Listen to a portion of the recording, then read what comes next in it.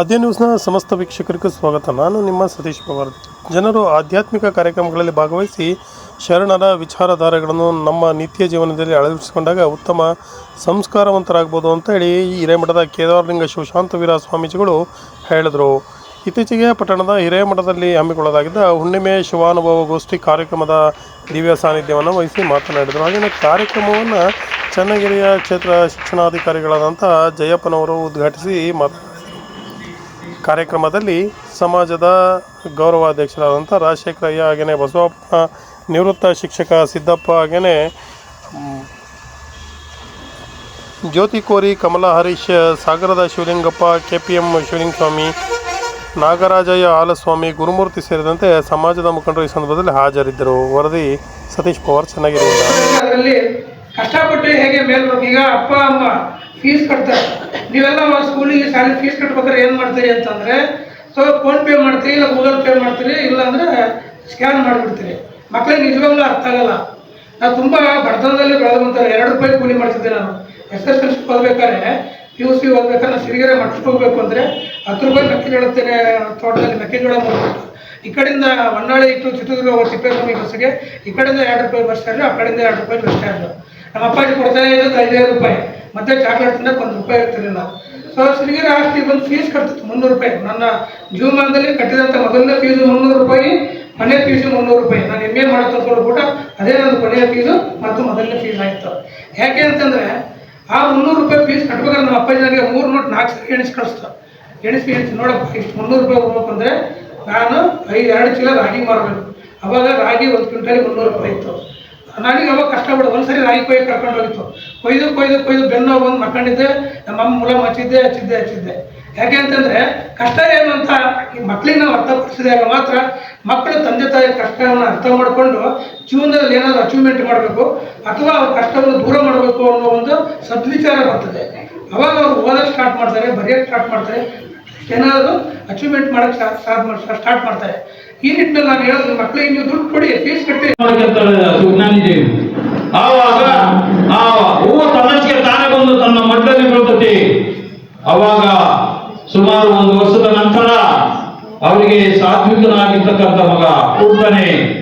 ಯಾರು ಅವನು ಅಲ್ಲಮ ಚಂದ್ರು ಅಂತ ಹೆಸರಿರ್ತಾರೆ. ಅಲ್ಲಮ ಚಂದ್ರು ಬೆಳೀತಾ ಈಗಾಗಲೇ ಒಂದು ಪುರಾಣಿ ನಾನು ಕೇಳಿದ್ನಿ, ನಿಮ್ಮ ಅಜ್ಜಿಗೆ ಹೊಡೆದಿದ್ಯಾ ಅಂತ. ಇಲ್ಲ ಸರ್, ಆ ವಯಸ್ಸಿನಿಂದ ಆತನ್ನ ಧರ್ಮಸಭೆಗೆ ಕರ್ಕೊಂಡು ಹೋಗ್ತಾನೆ ಇರ್ತಾರೆ. ಆಮೇಲೆ ಆ ತಂದೆ ತಾಳು ನೋಡಿ, ಈಗ ನಮ್ಮ ತಿಪ್ಪೇಸ್ವಾಮಿ ಮೊಮ್ಮಕ್ಕಳು ನಿಜವಾದ ಸಾಮಾನ್ಯ ಪಂಡಿತರಲ್ಲೂ ಮಹಾನ್ ಪಂಡಿತರಾಗ್ತಾರೆ. ಇಂಥ ಕಲೆಯನ್ನ ಇದು ಮಾಡಬೇಕು ಅಂದ್ರೆ ತಂದೆ ತಾಯಿಗಳ ಮಾರ್ಗದರ್ಶನ, ಅವರ ತಾತನ ಮಾರ್ಗದರ್ಶನ ಮುಖ್ಯ. ಎಂತೆಂತ ಹಾಡು ಹೇಳ್ತೀರಿ ನೀವು. ಇವತ್ತು ಅದನ್ನ ನೆಚ್ಕೊಳ್ಬೇಕು.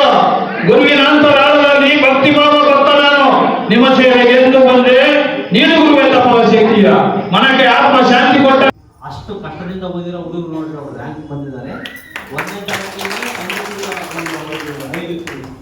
ಸಂಗೀತದ ಒಂದು ವ್ಯವಸ್ಥೆ ಇತ್ತು. ನಾವು ಸಹ ಶಾಲೆಗೆ ಓದ್ಬೇಕಾದ್ರೆ ನಮ್ಮ ತಂದೆಯವರು 1ನೇ ಕ್ಲಾಸಿಗೆ ಹಾಡು ಕಲಿಸಿದ್ರು. ಶುಕ್ರವಾರ ನಾವು ಹಾಡು ಹೇಳ್ತಿದ್ವಿ. ಶುಕ್ರವಾರ ಮುರುಗಪ್ಪ ಸ್ವಾಮಿ ಹಾಡು ಹೇಳ್ತಾನೆ ಅನ್ನೋದು. ಅಂದರೆ ಅಷ್ಟು ಹಾಡು ಹೇಳ್ತಾ ಫಸ್ಟು ಸೆಕೆಂಡು ಬರ್ತಾ ಇದ್ದು, ಮತ್ತು ಕಾಲೇಜಿಗೆ ಹೋದ್ರೂ ಸಹ ಸೆಕೆಂಡು ಫಸ್ಟು ಬರ್ತಲೇ ಇದ್ವಿ. ಹಂಗೆ ಓದ್ತಾ ಸ್ವಾಮಿಗಳ ಹೋದ್ವಿ. ನಾವು ಮನೆಯಾಗ ಪದ್ಯ ಬರೆದ್ವಿ, ಆಮೇಲೆ ಇವತ್ತು ಲೇಖನ ಬರೆದ್ವಿ. ಇವತ್ತು ಎಷ್ಟೆಲ್ಲ ಇವತ್ತು ನಾನು ಏನಪ್ಪ ಅಂದ್ರೆ ಯಾವ ಮಾರ್ಗದಲ್ಲಿ ಬಂದಿರ್ತಾವೋ ಅದಕ್ಕೆ ಮಾರ್ಗ ಬಂದು ಸಾಹಿತ್ಯದ ಒಂದು ಶೈಲಿ ಬಂದು ಇವತ್ತು ಅನೇಕ ಕಾರ್ಯಕ್ರಮಗಳಲ್ಲಿ ಇವತ್ತು 3ನೇ ಪುಸ್ತಕ ಬಿಡುಗಡೆ ಆಗ್ತಾ ಇತ್ತು.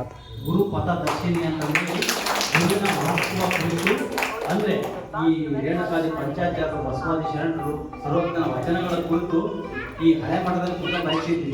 ಸ್ವಾಮಿ ಸುಮ್ಮನೆ ಓದಲು ಅಂತಂದ್ರೆ ನನಗೆ ಭಾಳ ಹುಳ ಉಪ್ಪುಡಿ ಎಲ್ಲ ಇತ್ತು. ಅದ್ರಾಗೆಲ್ಲ ನೋಡಿದ್ದೀರಿ, ಎಲ್ಲ ಮೇಲ್ರು ನೋಡೋರು ಅಂಥದ್ರಾಗ ಇರ್ತಿದ್ವಿ. ಚೌಡದ ಒಳ್ಳೆ 3-4 ವರ್ಷ ಅಲ್ಲೇ ಬೈತಿದ್ವಿ. ಅಂದರೆ ಆನಂದವನ್ನು ಕಾಣ್ಬೇಕ್ರಿ ನಾವು. ಅಲ್ಲಿ ಅದೈತಿ ಇಲ್ಲಿ ಇದೈತಿ ಅಂತ ನಾವು ನೋಡಬಾರ್ದು. ಅಲ್ಲೇ ಪರಮಾನಂದ ಕಾಣಬೇಕು. ಅಲ್ಲೇ ಒಂದು ಜ್ಞಾನವನ್ನು ಪಡೆದು ಮನುಷ್ಯನಿಗೆ ಒಂದು ಅದ್ಭುತ ಶಕ್ತಿ ಇರ್ತದ್ರಿ. ಅದನ್ನೇ ವ್ಯಯ ಮಾಡಿಕೋಬೇಕು, ನಾವು ಬಳಸ್ಕೋಬೇಕು. ಹಂಗೆ ಬರೋದಕ್ಕೆ ಏನು 65 ಪದ್ಯಗಳನ್ನು ಬರೆದದ್ದು. ಹಾಗೆ ನಂತರ ಏನು 400-500 ವಚನಗಳನ್ನು ಬರೆದದ್ದು. ರಂಭಾಪುರಿ ಶ್ರವ ಪಂಚಾಚಾರ್ಯ ವಚನಗಳನ್ನು ಬರೆದದ್ದು.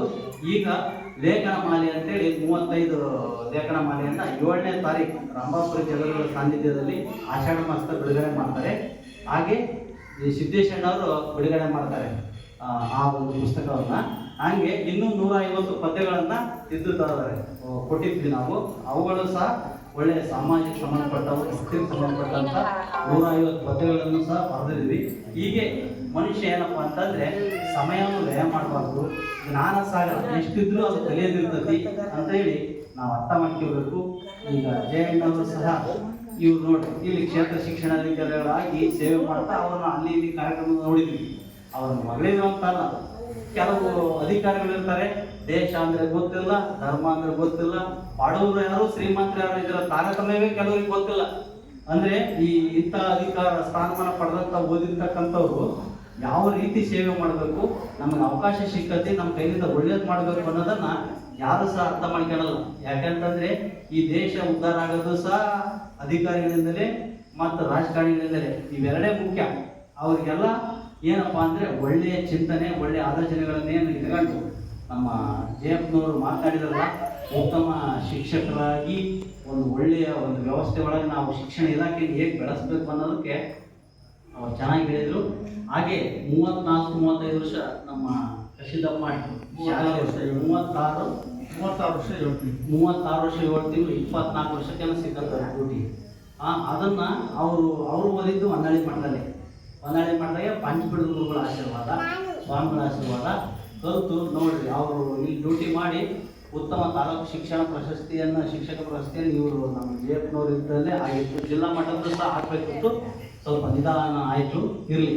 ಹಾಗೆ ಅವರು ಇವತ್ತು ಡ್ಯೂಟಿ ಮಾಡಿ ಆ ಶಾಲೆಯನ್ನು ಭಾಳಷ್ಟು ಹಾಳಾಗಿ ಕಟ್ಟಿ ಶಾಲೆ ಇಟ್ಟಿಗೆ ಶಾಲೆ ಹಾಳಾಗಿದ್ದನ್ನು ನಾವು ನೋಡ್ಕೊಂಡ್ಬಂದಿದ್ದೀವಲ್ಲ, ಅಲ್ಲಿ ಹೋದ್ರೆ ಏನಿದ್ದಿಲ್ಲ. ಹಂಗೆ ಇವತ್ತು ಅವರು ಅಧಿಕಾರಿಗಳಿಗೆ ಹೇಳಿ ಯಾರ್ಯಾರು ತಿಳಿಸಿ ಇವತ್ತು ಒಳ್ಳೆ ಶಾಲೆಯನ್ನು ಕಟ್ಟಿ ಮಾದರಿ ಶಾಲೆ ಮಾಡಿದ್ರು. ಅವರು ಸಹ ಪ್ರತಿ ತಿಂಗಳು ಬರುವಂತ ಸಂಬಳವನ್ನ ಅಡಿಗೆ ಕೆಲಸಗಾರರಿಗೆ ಎಷ್ಟು ಸಹ ಕೊಡ್ತಿದ್ರಲ್ಲ, ಅಡಿಗೆ ಸಿಬ್ಬಂದಿಯವರಿಗೆ ಎಷ್ಟು ಟೀಚರಿಗೆ ವೈಯಕ್ತಿಕ ಅವರೇ 5,000 ರೂಪಾಯಿ ಸಂಬಳವನ್ನು ಕೊಡ್ತಾರೆ. ಅಂದ್ರೆ ನೀವೆಲ್ಲರನ್ನು ಸಹ ತಿಳ್ಕೊಬೇಕು. ಇವತ್ತು ಮನುಷ್ಯ ಭಕ್ತಿ ಪರೋಪಕಾರ ಪುಣ್ಯದ ಕೆಲಸವನ್ನೇ ಮಾಡೋದಿಲ್ಲ. ಇನ್ನು ಆ ಮನೆ ಬೇಕು, ಆ ತೋಟ ಬೇಕು, ಆ ಆಸ್ತಿ ಬೇಕು, ಇದು ಬೇಕು, ಪಡ್ಕೊಂಡ್ರೆ